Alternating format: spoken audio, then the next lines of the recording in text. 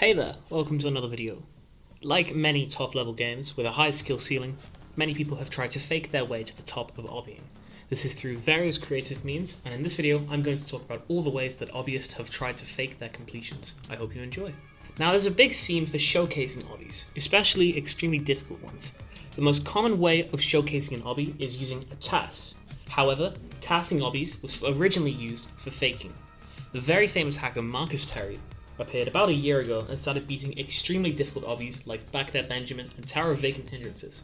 No one knew how he was hacking, but people were very suspicious of him. It turned out he was using a new program called replayability, which allowed you to replay your inputs of an hobby. This was revolutionary at the time, and it quickly led to a lot of people hacking hobbies. Now, the problem is with replayability is there are a few telltale signs that a completion is botted. That could be weird ladder movements, weird animations, or weird mouse movements. On top of that, it's almost impossible to task an obby now due to the Bifront anti-cheat being added, which prevents you from exploiting in any way. So the only reason tasks are used nowadays is in your own places for showcasing obbies. For that reason, tasks have basically died out. Now let's talk about some more uncommon methods of hacking obbies.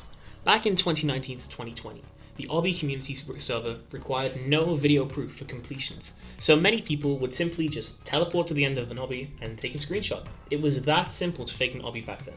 Of course, you would never get away with this now except for extremely easy obbies, but why would you fake those anyway? However, it did happen, so I'm going to mention it. Another way of faking obbies that's a little bit more common is using speed hacking or jump height increasing hacks. However, this is also extremely uncommon. Firstly, due to the fact that Bifront patches this out, which I mentioned earlier, and also even if you were to do it with an admin, many obbies have simple scripts which kick you or log you if you were to increase your speed.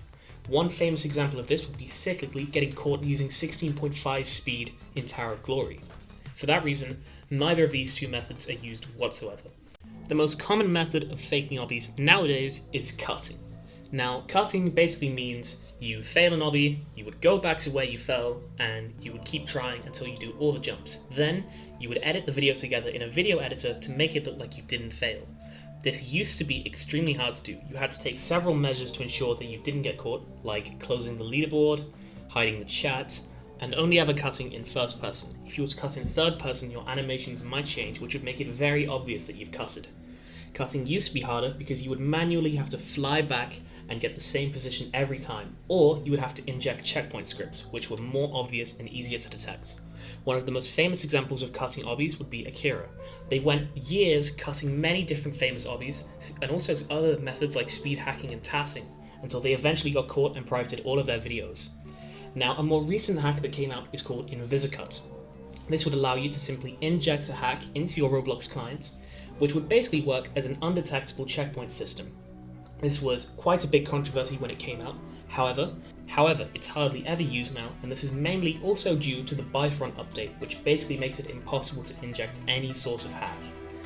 However, it's possible to steal a game, re-upload it, try and make it look like the original, and then import your InvisiCut script like that.